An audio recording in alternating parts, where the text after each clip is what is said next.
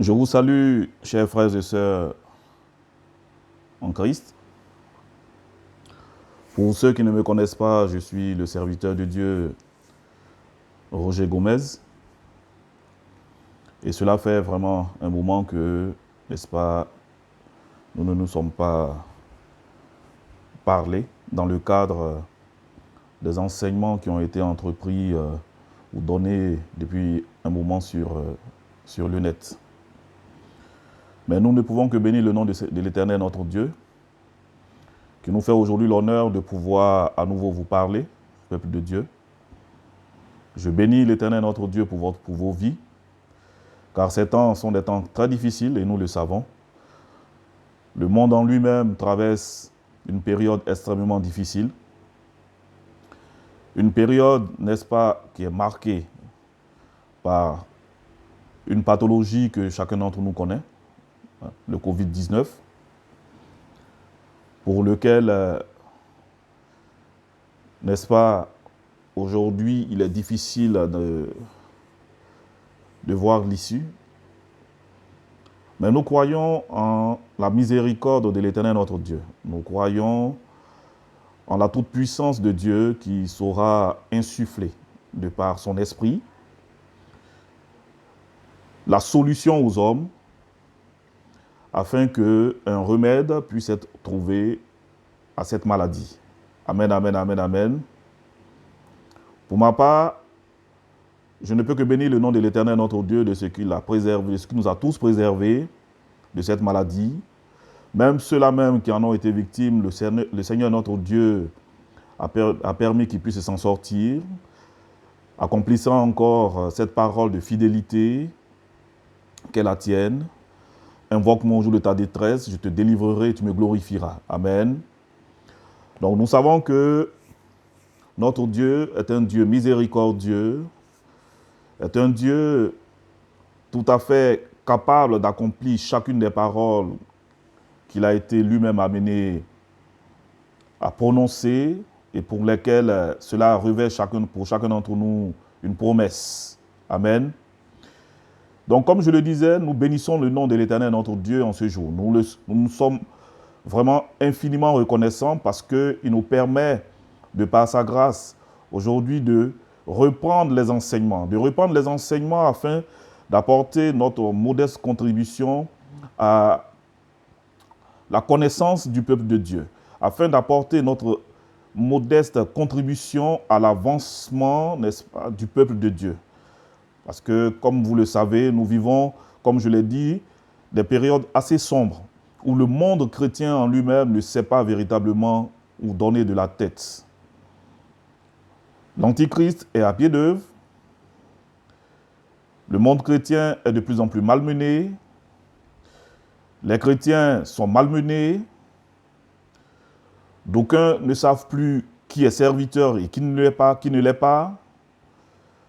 Autant dire qu'aujourd'hui, l'évangile de notre salut est en péril. Amen. Et nous croyons cependant que, comme le Seigneur lui-même il a dit dans sa parole, il bâtira son église et que les portes de l'enfer et du séjour des morts ne pourront jamais prévaloir contre cette église. Amen.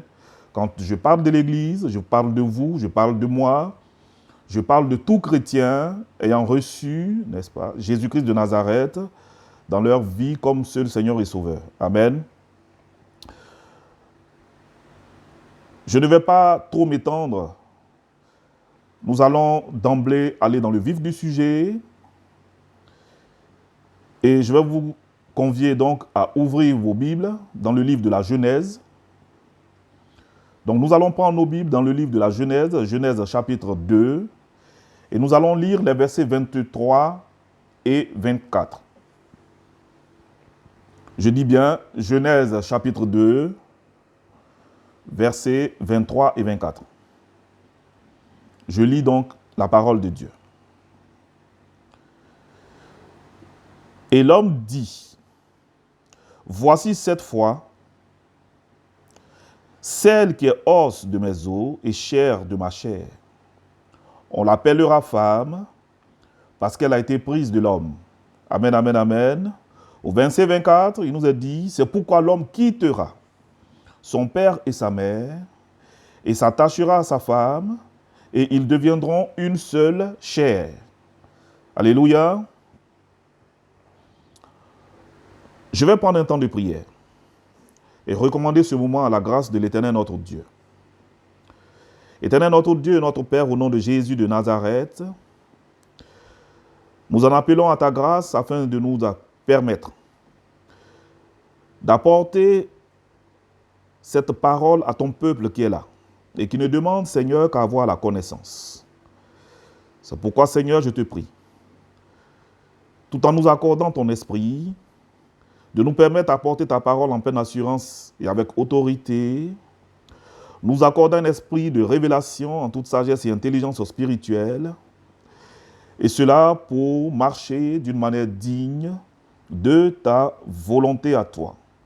Père, que ton esprit prenne entièrement le contrôle de ce moment, ma personne en elle-même s'efface, afin de laisser la libre latitude à ton esprit, de parler au cœur de ce peuple qui est là, et qui ne demande, Seigneur, qu'entendre ta voix. À toi l'honneur, à toi l'élévation et à toi la puissance pour ce moment. Au nom de Jésus-Christ de Nazareth. Amen, amen, amen. Donc, à partir de ces passages bibliques que nous avons lus, le thème pour lequel j'aimerais aujourd'hui m'entretenir avec vous a pour titre « Le chrétien et le mariage ». Amen. Le chrétien et le mariage. Il s'agit d'un thème qui sera débattu, avec lequel je vais m'entretenir avec vous pendant un certain nombre de temps, selon la grâce de notre Seigneur, car il s'agit d'un thème qui est extrêmement important. Important pour les chrétiens que nous sommes. Amen, amen, amen. Donc, le thème en question dont j'ai donné le titre est le chrétien et le mariage. Quand on lit ces passages des Saintes Écritures, on se rend compte que cela ne fait aucun doute que le verset 24 déjà nous parle de quelque chose d'extrêmement important, du principe du mariage. Je parle du mariage. Amen. Nous allons revenir à ce mot tout à l'heure. Avant de rentrer véritablement dans le vif du sujet, il est bon de savoir qu'en tant que chrétiens, nous devons être collés aux Saintes Écritures. La parole de Dieu ne doit souffrir d'aucune contestation. Quand la parole de Dieu dit A, nous disons A. Quand elle dit B, nous disons B. Amen. J'aimerais d'abord, avant d'avancer dans mon propos, définir ce que c'est qu'un chrétien. Et qu'est-ce que cela implique véritablement. Donc, un chrétien est une personne qui s'est rendu compte de ses mauvaises voies qui ne pouvaient que le conduire à la perdition et qui, sachant qu'elle ne peut pas, du moins, se sauver elle-même, a entendu l'évangile de son salut en la personne de Jésus-Christ de Nazareth et qui, faisant un retour sur sa propre vie, s'est rendu compte qu'il a effectivement besoin de ce sauveur dans sa vie. Ainsi donc, nous disons qu'un chrétien est une personne qui s'est repentie de ses mauvaises foi passées, qui, maintenant, a mis de l'ordre dans sa vie en conformité avec la volonté divine, en acceptant Jésus de Nazareth comme seul Seigneur et Sauveur. Quand je dis accepter, il ne s'agit pas de confesser du bout des lèvres que Jésus est Seigneur, tout en éloignant son cœur de sa personne. Non. Jésus dit en Apocalypse chapitre 3, verset 10, qu'il se tient à la porte de notre cœur, que si quelqu'un ouvre cette porte, il entrera chez cette personne et il soupera avec cette personne et cette personne avec lui-même. C'est pour dire que lorsque nous acceptons Jésus de Nazareth dans notre vie comme Seigneur et Sauveur, nous l'acceptons dans notre cœur. Amen. Nous l'acceptons dans notre cœur. Et c'est à partir du cœur que la confession de la Seigneurie de Jésus de Nazareth est permise. Amen. Donc, un chrétien est une personne dont le cœur est acquis véritablement à l'Éternel, notre Dieu. Il faut que cette partie-là soit bien claire. Un chrétien est une personne dont le cœur est rempli de la personne de Jésus de Nazareth. Un chrétien est une personne qui a ouvert son cœur et qui permet que Jésus vienne s'y établir en Seigneur et Sauveur. Un chrétien est une personne qui est amenée à la nouvelle naissance par l'Esprit de Jésus de Nazareth qui n'est autre que le Saint-Esprit. Amen. Un chrétien, par conséquent, est une personne qui s'attelle jour et nuit, guidée par le Saint-Esprit, à accomplir la volonté de l'Éternel, notre Dieu. Un chrétien, donc, va s'appliquer à mettre en pratique la parole de Dieu. Un chrétien va s'appliquer à œuvrer selon ce que la parole de Dieu lui révèle. Amen. Amen, amen, amen. Donc, le chrétien est une personne qui ne conteste pas la parole de Dieu. Parce que nulle intelligence, aussi avancée soit-elle, ne peut comprendre ce que Dieu exprime, si ce n'est selon la grâce de Dieu elle-même. Donc la compréhension de la parole de Dieu résulte de la grâce de Dieu et de la révélation qui nous est accordée par le Saint-Esprit. C'est pour cela que, en tant que chrétiens, nous devons accepter la parole comme elle est et non pas chercher à l'adapter à nos conditions et non pas chercher à l'interpréter. Parce que toute interprétation ouvre la porte à toutes sortes de philosophies qui n'est pas celle de Dieu. Amen, amen, amen. Il faut que la parole de Dieu soit claire. Il faut que cette compréhension... Pourquoi j'ai tenu à faire cette parenthèse? Pour la simple raison que, en termes de mariage chrétien, il y a beaucoup de choses qui ont été dites. Mais ayant pris la peine d'étudier la parole de Dieu, je me rends compte que il y a beaucoup de dérapages. Et nous espérons pouvoir apporter des éclaircies. Amen. Le chrétien est celui qui s'aligne sur l'autorité de cette parole.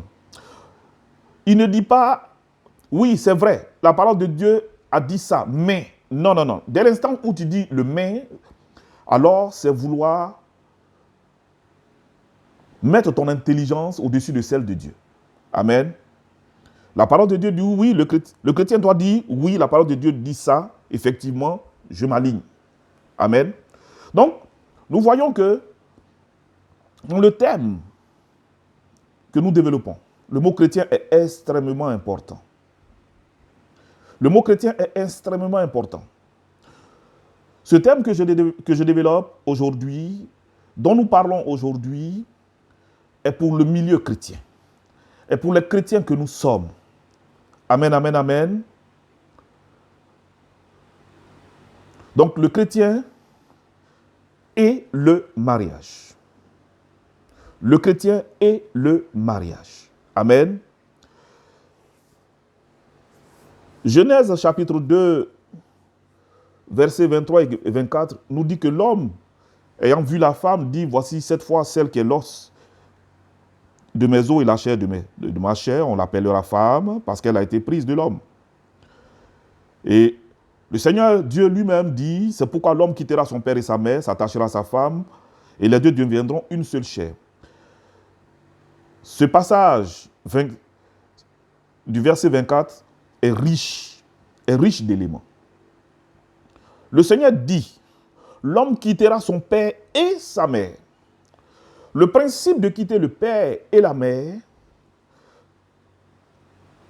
ce principe nous fait comprendre, de par la volonté de l'Éternel, notre Dieu, qu'il s'agit de la création d'un nouveau foyer. Donc, un homme, une femme appartiennent initialement à une famille. Amen. Où il y a un père et où il y a une mère. Mais la Bible dit que dans le cadre du mariage, lorsque l'homme et la femme en sont venus à se mettre d'accord, l'homme quittera alors la maison de son père et de sa mère. De la même manière, la femme quittera la maison de son père et de sa mère et ira fonder un foyer, ira fonder une nouvelle famille avec l'homme, n'est-ce pas, avec lequel elle désire vivre le reste de sa vie. Amen. Donc, l'homme il quittera son père et sa mère. Quitter son père et sa mère ne sous-entend pas arrêter d'honorer le père et la mère. Non, non, non, non, non, non. Non. Cela ne sous-entend pas d'arrêter d'honorer son père et sa mère. Non. Je quitte la maison de mon père, je quitte la maison de ma mère, donc je quitte ma famille, je vais m'installer avec une femme, la femme, n'est-ce pas, que Dieu a désignée pour moi, afin qu'ensemble nous fondions un nouveau foyer, nous aussi une nouvelle famille. Mais cela ne veut pas dire que je dois, pour cela, arrêter d'honorer mon père et ma mère, desquels je suis né. Amen. Au contraire, je dois continuer à les honorer. Amen.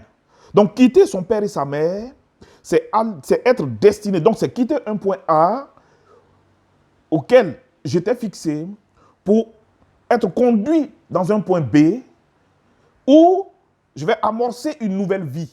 Amen. Et ce point B est la constitution d'un nouveau foyer.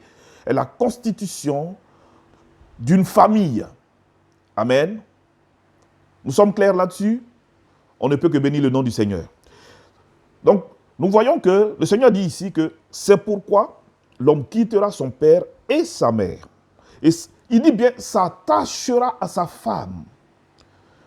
À sa femme, s'attachera.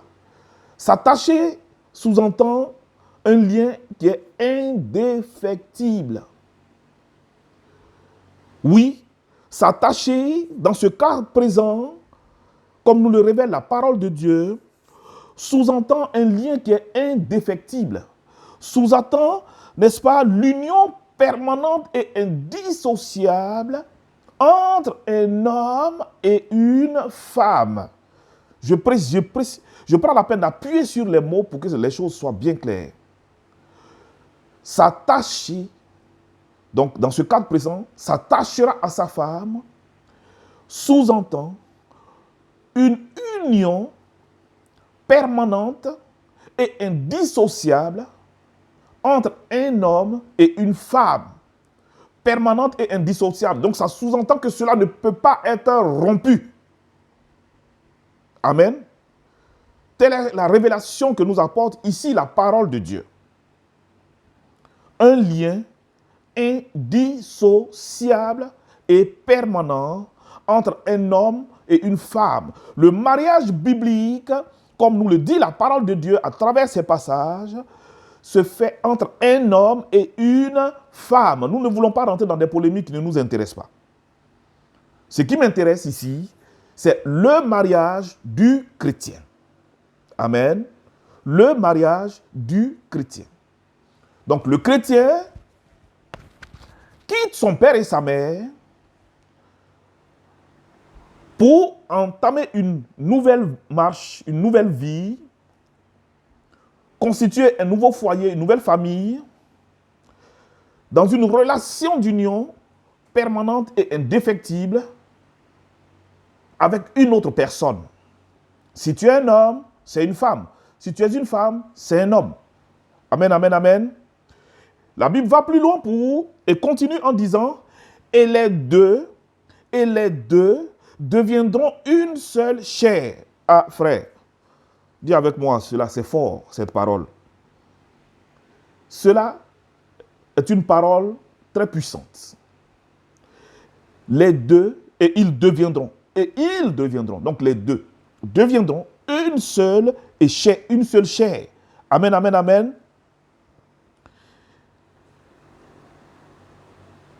Deux personnes, la Bible nous dit ici que deux personnes vont fusionner en une personne. En une seule chair.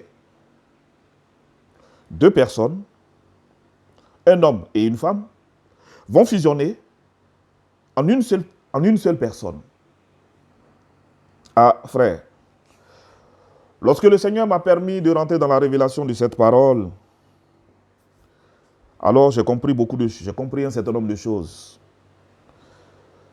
Parce que je dirais que cette parole n'est pas facile à comprendre.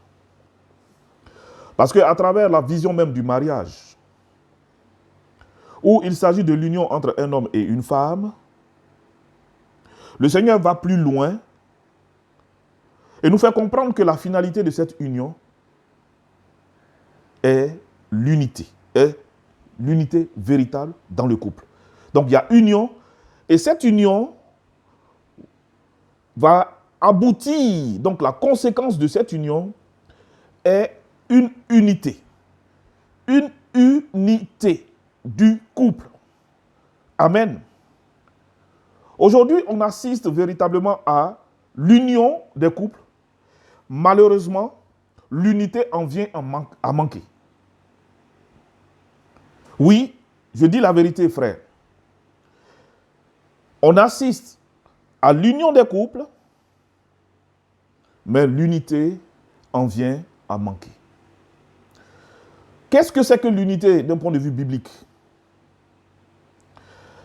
Dans Jean chapitre 17, verset 21, le Seigneur disait, parlant de l'Église, parlant des disciples, parlant de tous ceux qui allaient l'accepter comme Seigneur et Sauveur, disait que afin que tous soient un, comme toi, Père, tu es en moi, comme je suis en toi, afin que eux aussi soient un en nous. Vous voyez? Soient un en nous. Il parle d'une fusion. Nous sommes nombreux à être membres du corps de Christ. Christ est la tête. L'Église est son corps.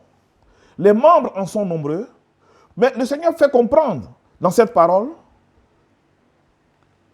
que tous, ensemble unis, donc dans cette union, naît une unité. Une unité. Au-delà même du cadre de l'union conjugale, de l'union entre deux chairs, l'Éternel, notre Dieu, va beaucoup plus loin pour nous faire comprendre que cette union ne peut être bénéfique que lorsque elle en vient à produire une unité. Sinon, je dirais l'unité dans le couple. C'est-à-dire que l'homme et la femme fusionnent véritablement. Il s'agit d'une unité qui est voulue par le Seigneur. Il s'agit d'une unité qui est voulue depuis le début. Car comme nous le voyons, le mariage est une institution sainte. Le mariage est une institution, a été institué, c'est un saint sacrement. Le mariage est une institution, a été instituée avant le péché. Amen. Le mariage a été institué avant la loi. Amen. Avant la loi. Quand je parle de la loi, je parle de la loi de Moïse, telle que nous la connaissons. Amen. Donc le mariage est saint. Le mariage est quelque chose de très important aux yeux de l'Éternel, notre Dieu. Pourquoi? Parce que pour mieux comprendre le principe du mariage, il faut voir que Jésus, la Bible déclare que l'agneau cherche une épouse. L'épouse de l'agneau, c'est l'Église. Amen. L'Église est l'épouse de l'agneau. Donc, il faut voir que quand on parle de l'Église, l'Église, c'est toi et moi, c'est tous les êtres humains ayant accepté Jésus de Nazareth dans leur vie comme Seigneur et Sauveur et qui ont été ensemble, n'est-ce pas, mis dans le corps de Christ. Amen. Nous sommes membres du corps de Christ. Mais les membres ensemble sont appelés à une unité. Cette unité, ce n'est pas toi qui l'as créée. Cette unité, ce n'est pas moi qui l'ai créée. L'unité voulue par le Seigneur, pour les chrétiens que nous sommes, est une unité qui est d'abord d'ordre spirituel. Amen. Parce que tout est d'abord spirituel avant d'être physique. Il s'agit d'une unité qui est d'abord d'ordre spirituel. Mais aujourd'hui, nous constatons une chose. Une chose est constatée, malheureusement, c'est que cette unité qui n'est pas est due au fait que l'homme regarde à l'apparence et non pas aux choses spirituelles. L'homme regarde au physique et non pas aux choses spirituelles. Le milieu chrétien, les chrétiens aujourd'hui sont beaucoup plus charnels que spirituels. Amen, amen, amen, amen. Nous ne regardons pas, nous ne portons pas loin notre regard. Nous voyons une femme qui nous plaît, nous voyons un homme qui nous plaît, tout de suite et d'emblée nous disons que nous pouvons nous mettre avec cette personne. Frère, ce n'est pas comme ça. Je te dis la vérité ce soir. Oui, je te dis la vérité. La Bible dit que Adam était seul. Il était rempli de solitude. La solitude lui pesait dans son cœur. Son cœur était envahi de tristesse. Il se sentait seul parce que tous les animaux étaient en couple. Mais lui, il se retrouvait seul. Dieu prend alors sa côte, une de ses côtes. Et de cette côte, il en ressort une femme. Une femme qui sera son aide. Mais c'est dans la joie que Adam dit, voici cette fois-ci, je ne suis plus seul. Cette fois-ci, voici celle-là même, qui est l'objet de mon amour, qui est l'objet de mon désir. Voici celle-là même que je veux. Amen, qui est l'os de mes os et la chair de ma chair. Cette parole aurait pu s'arrêter là. Pourquoi alors Dieu complète? La parole de Dieu dit, la Bible complète, l'Éternel complète en disant. C'est pourquoi. Donc la conséquence du fait que l'homme et la femme se mettent ensemble, donc il y a une conséquence. C'est pourquoi. Vous voyez, c'est pourquoi. Donc il y a une conséquence. C'est de cause à effet. Amen. C'est pourquoi. De cause à effet. Donc l'homme et la femme se mettent ensemble. Donc l'effet. Quel effet cela produira-t-il? Amen. Quel effet cela produit? La constitution d'une nouvelle famille, d'un nouveau foyer. Amen. Une union permanente et indissociable, indissoluble, qu'on ne peut pas défaire. Autre conséquence,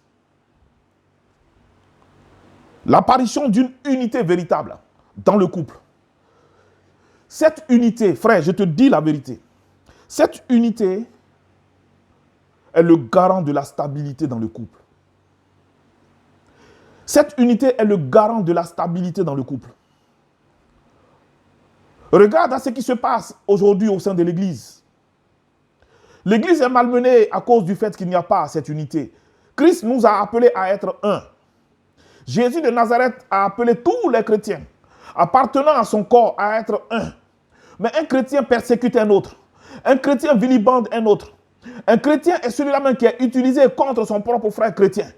Au point où le corps de Christ est malmené. Non pas par le monde, mais le corps de Christ est malmené par les membres de son corps.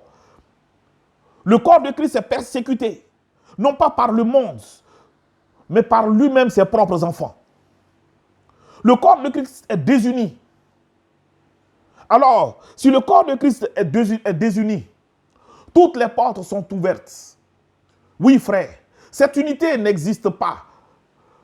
On se plaît souvent à réciter ce passage biblique. Si deux personnes s'accordent sur la terre pour demander quelque chose, cela leur sera... Oui, on le récite à tout. Oui, tous les chrétiens connaissent ce passage biblique.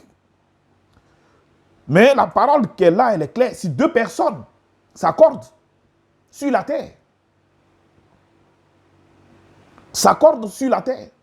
si deux personnes regardent ensemble dans la même direction, si deux personnes dans l'unité d'esprit demandent quelque chose, et cette unité d'esprit qui est voulue dans l'Église, qui est voulue pour l'Église, est cette même unité d'esprit qui est voulue dans le mariage.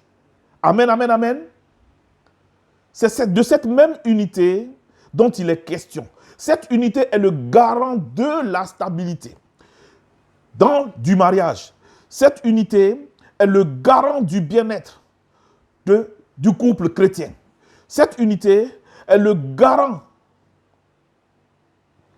Amen, est le garant du bonheur du couple chrétien, du foyer chrétien. Je précise bien, du chrétien. Je ne parle pas. Le mariage revêt une importance et pour le païen et pour le chrétien. Le mariage revêt de l'importance pour tout être humain, créé à l'image de Dieu. Amen, amen, amen. Mais ce qui nous intéresse aujourd'hui, nous parlons du chrétien. Étant nous-mêmes chrétiens, nous voulons exhorter nos frères et sœurs en Christ. Nous voulons apporter cette connaissance. Je me marie, mais si mon union ne découle pas sur une unité, il y a un problème. Cette absence d'unité est à la base des divisions, des querelles, des animosités, est à la base de l'endurcissement du cœur des chrétiens. Donc, d'un homme vis-à-vis de sa femme et de la femme vis-à-vis de son homme. Frère, dès le départ, comme je l'ai dit, l'Éternel, notre Dieu, a voulu que de l'union permanente et indissoluble entre un homme et une femme découle l'unité d'abord qui est d'abord spirituelle. Cette unité est spirituelle. Comme je le disais tantôt, ce n'est pas toi et ce n'est pas moi.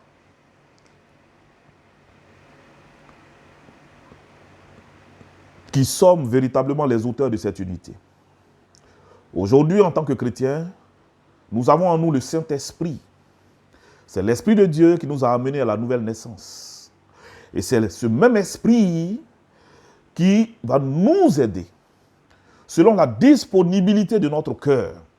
C'est ce même Esprit qui va nous aider, dans l'humilité de notre cœur, à développer cette unité spirituelle qui permettra à notre couple de vivre en harmonie. Amen. Amen, amen, amen. Parce que ce que nous constatons aujourd'hui, l'absence de cette unité fait que tantôt telle personne, tel conjoint prend telle partie dans la parole de Dieu et se l'applique, ne voulant pas utiliser telle autre partie. Tel conjoint prend telle autre partie et cela crée de la discorde. Amen. C'est pour cela que j'ai tenu à préciser que je parlais aux chrétiens. J'ai tenu à préciser que le chrétien véritable est celui qui ne souffre d'aucune contestation de la parole de Dieu. La parole dit A, il dit A. Amen.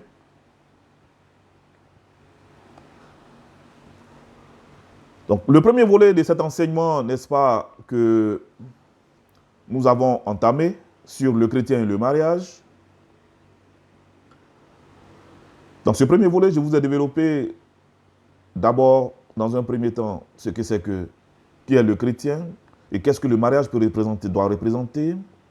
Donc, le mariage, en dehors du fait qu'il doit représenter une union entre deux personnes, entre deux chrétiens, a pour conséquence véritable la naissance d'une unité qui est d'ordre spirituel. Et cette unité qui est spirituelle dans le foyer et dans la famille permettra à cette famille d'être puissante spirituellement. L'homme et la femme s'entendant pour prier ensemble pour les objectifs, n'est-ce pas, du couple, pour élever ensemble dans l'amour de Christ leurs enfants, permettra au foyer nouvellement naissant de bénéficier de cette stabilité, non pas voulue par l'homme, mais de cette stabilité au sein de laquelle sera active le Saint-Esprit de Dieu. Amen. Amen, amen, amen. Pour ce soir, frères et sœurs, je vais m'arrêter là. Et je prie afin que cette parole, que chacun d'entre nous puisse la cerner véritablement. Nous reviendrons dans pas longtemps pour continuer cet enseignement sur le chrétien et le mariage, donc le deuxième volet. Donc, je ne peux que bénir le nom de l'Éternel, notre Dieu, pour ta vie, pour votre vie. À lui la gloire, à lui l'honneur, à lui l'élévation. Père, nous te bénissons et nous te levons en dignité, car c'est toi qui nous as permis, éternel notre Dieu, d'avoir part à ce moment, Seigneur, d'intimité, à ce moment de grâce, à ce moment d'enseignement. Père, nous avons transmis à ton peuple qui est là nombreux dehors la parole que tu nous as donnée, afin que ce peuple aujourd'hui en ait la connaissance et que ce peuple sache véritablement, Père, comment marcher. Oui, Seigneur. Tu dis dans ta parole que le mariage soit honoré de tous. Oui, Père. Le mariage doit être honoré de tous. Mais au-delà même, Seigneur, comme toi-même tu l'as dit dans ta parole que tu nous révèles, au-delà de cette union, l'unité doit naître véritablement. L'unité d'esprit. L'unité conduite par ton esprit. Père, je prie afin qu'il en soit ainsi dans la vie de tous tes enfants chrétiens, de tous tes enfants, de tout le corps de Christ, de tous ceux-là même qui aspirent au mariage. Je prie, Seigneur, afin que par ton esprit, Seigneur, leur union soit conduite, éternel Dieu des armées, à atteindre cette unité. Et cela, Seigneur, pour la stabilité du couple, cela pour le bonheur du couple, cela pour honorer la mémoire du Dieu éternel que tu es aux yeux du monde, afin que les couples chrétiens, éternel Dieu des armées, rendent un puissant témoignage à ta gloire. Et ce témoignage n'est que l'expression de l'amour de Jésus de Nazareth, mort et ressuscité pour le salut de l'humanité, témoin de l'amour du Dieu éternel, car, Père, il nous a dit dans ta parole que tu es amour. Et je crois, Seigneur, que l'unité à laquelle nous sommes appelés dans nos couples, dans notre union, dans nos foyers, cette unité nous enseigne, Seigneur, à œuvrer dans l'amour, dans la confiance et dans une entraide mutuelle. Père, je bénis ton nom et te rends toute gloire et tout honneur pour ce moment, passé en ta majestueuse présence. Sois glorifié, sois célébré et sois élevé. Au nom de Jésus-Christ de Nazareth, à toi tous les honneurs. Amen.